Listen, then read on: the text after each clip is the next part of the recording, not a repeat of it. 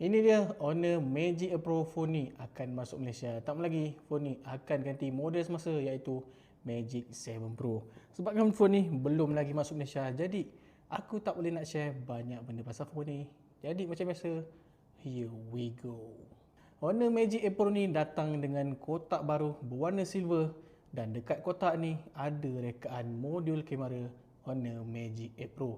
Dekat dalam kotak korang masih lagi dapat charger, kabel dan juga soft case. Honor Magic Pro datang dengan 3 pilihan warna iaitu Sunrise Gold, Sky Cyan dan juga Black. Dekat tangan aku ni adalah pilihan warna Sky Cyan, warna yang mungkin akan jadi popular untuk model ni. Dari segi design terdapat sedikit perubahan. Sekarang ni rekaan skrin bukan lagi kuat curve yang ketara dan rekaan body kini lebih bulat dan terasa lebih slim berbanding sebelumnya. Honor banyak highlightkan pasal kamera sebab phone ni guna sensor baru 200 megapiksel untuk telefoto.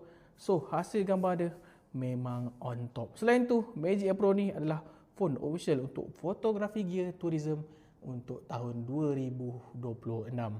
Buat masa ni belum lagi ada harga jualan dan tarikh perancaran.